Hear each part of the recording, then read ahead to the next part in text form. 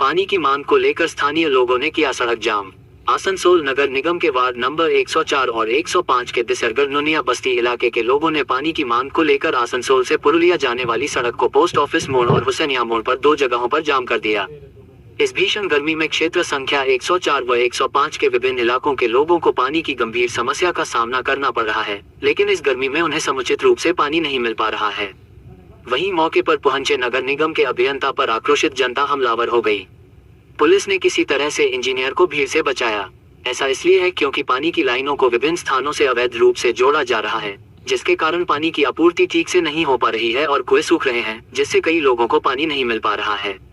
इलाके के लोगों ने बार बार कहा लेकिन कोई नतीजा नहीं निकला, तो आखिरकार उन्होंने सड़क जाम करना शुरू कर दिया और सुबह 8 बजे से सड़क जाम शुरू हो गया। मौके पर नगर निगम के इंजीनियर कार्तिक गांगुली भी पहुंचे घटना का स्थान।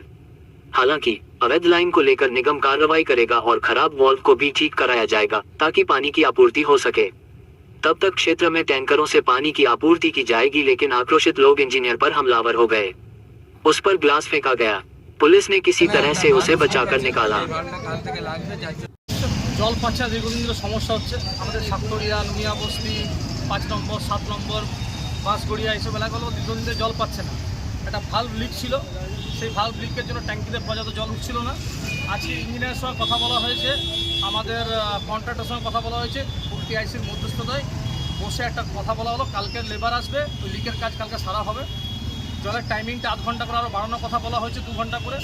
এবং 5 নম্বর বা 7 নম্বরের যে সমস্যা, সেটা একটা ক্রুশিয়াল সমস্যা হলো ওভার কানেকশনের জন্য, যে কানেকশন দরকার তার থেকে বেশি ওভার কানেকশন হয়ে গেছে বলে জলটা পড়ছে না। একটা সেপারেট পাইপলাইনে কাজ চলছে, ওটা 1 মাস সময় লাগবে।